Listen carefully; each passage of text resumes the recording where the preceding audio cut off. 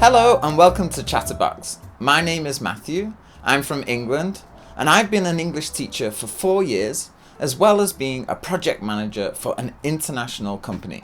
Each video, I'm going to introduce a new topic that you can use to talk to your English-speaking friends, colleagues, and family members.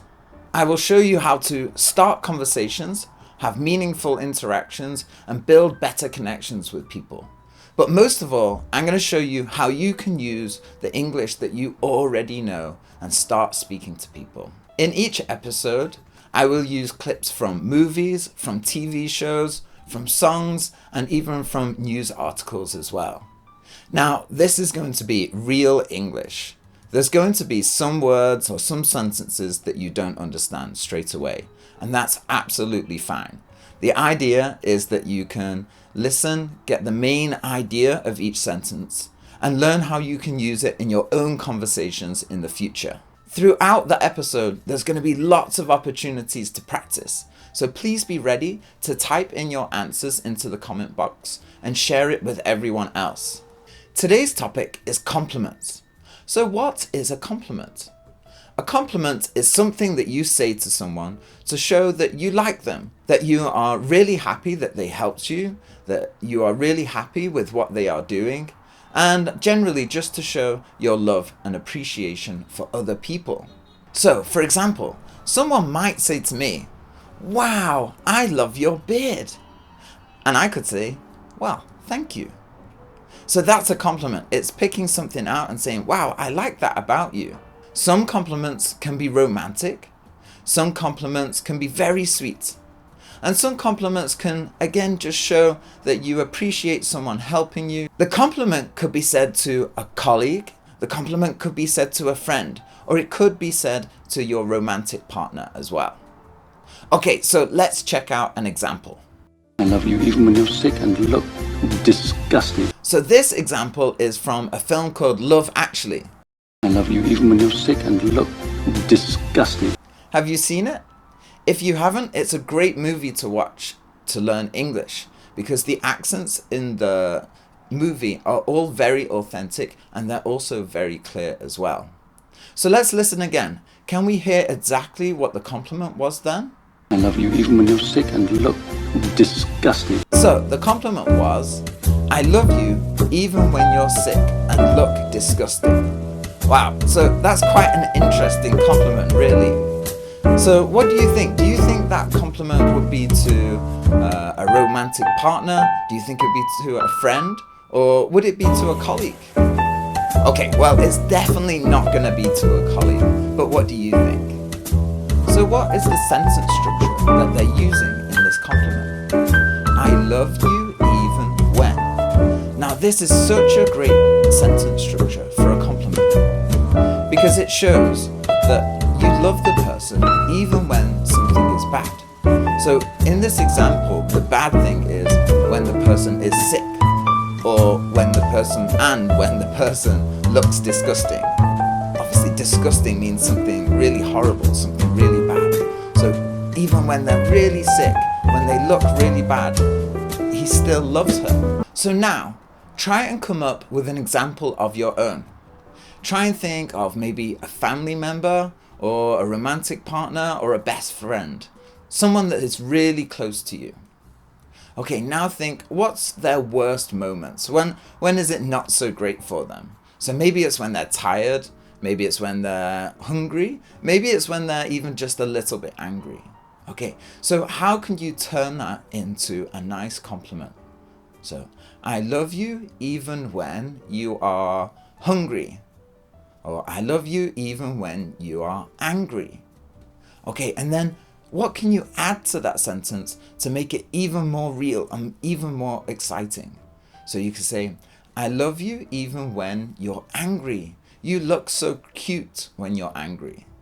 There we go, we've got a perfectly formed compliment. Okay, so now it's your turn. Have a go and type your example into the comments. Okay, great, that was our first example. So now let's take a look at another example. So the sentence structure here is just very slightly different to the one that we just saw. Can you spot the difference between the two?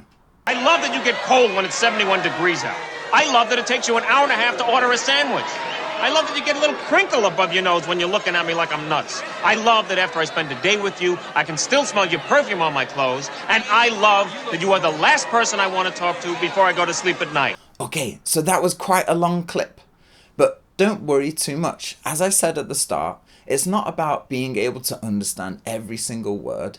It's about being able to learn from the sentence and learn what we can. So let's just take another listen and listen closely to the start of the clip. Can you hear what the sentence structure is? I love that you get cold when it's 71 degrees out. I love that it takes you an hour and a half to order a sandwich. I love that you get a little crinkle above your nose when you're looking at me like I'm nuts. I love that after I spend a day with you, I can still smell your perfume on my clothes. And I love that you are the last person I want to talk to before I go to sleep at night. So the sentence structure is, I love that you. Those are the first 4 words at the start of the clip. So in this example, I think it's fairly clear that this is definitely a romantic compliment. But could this sentence structure be used for, say, a friend or a colleague? Well, yes, it can. For example, I could say, I love that you are so positive about this new project. Or I could say, I love that you always help other people in the office. So let's take a step back for one moment. What's the difference between the first sentence structure, I love you even when, and this second structure, I love that you? Well, where is the love being applied to? So in the first clip, love is being applied to the person. And then in the second clip, love is being applied to the behavior or the action that the person is doing. So helping someone in the office, or their enthusiasm or how excited they are about the new project. Because love in English is a very strong word. So if you're saying it to a person, that's going to mean a lot. That's going to be your best friend or your family member or your partner. So definitely not a word that you really want to use too often with your colleagues. But when you say, I love that you, it's being applied to the behavior, not the person. So it's absolutely safe to use with a colleague. So are you ready to make some more examples? Don't worry about making mistakes. Just type the first compliment that you can think of into the comment box. And then we can look at them afterwards and we can see if there's any mistakes and we can improve on it in the future. So just have a go. Don't worry too much. Perfect. So I came up with the example. I love that you always help other people in the office. Now, this is a good compliment, but maybe sometimes we want to make the compliment slightly weaker, so not as strong. So what word could we replace in the sentence to make it just very slightly weaker? Well, we already said love is a strong word. Can we think of a slightly weaker word with the same meaning as love? We can say like. So we can say, I like that you. So I like that you always help other people in the office. There we go. Easy, easy, easy. So you can take the example that you wrote before and just practice now saying it with the word like rather than the word love. There you go. Now you've got 2 compliments for the price of 1. Finally, now we're going to talk about the most common compliments that you will see and hear around in daily life. And these are compliments about people's appearance. And more specifically, it's compliments about people's clothes. So some people don't really like to be complimented on maybe their look, their body type, but clothes are always safe. Everybody in the morning, they take time to do their hair, put on their nice clothes and make sure everything is clean. And they love it when people notice that they're putting in that effort. So what compliments can we make about clothes? You can say, wow, I love your coat. That's brilliant. Or, wow, look at those shoes. Those are fantastic. So those are good compliments. You're going to hear those so often, and you're also going to see big smiles when you say them to someone. But how can we make this simple compliment even better? How can we make sure that this compliment turns into a conversation? Well, you can add a question to the end of the compliment. So I might say, wow, I love your jacket. Where did you buy it from? Or I could say, wow, those shoes, they're fantastic. Are those new? So by asking a question, you're giving an easy way for the other person to accept the compliment, and two, you're giving an easy way for the conversation to carry on. So let's try another example. So commonly people compliment other people's hair. So if I said, wow, I love your hair, what question could we add to it? Well, you can't really say, where did you buy it from? Or, oh, is that new? That doesn't sound quite right. So can you help me? Can you write a comment and tell us what question you would add to the compliment, wow, I love your hair? Excellent. So rather than saying, where did you buy it from? You would say, where did you get your hair done?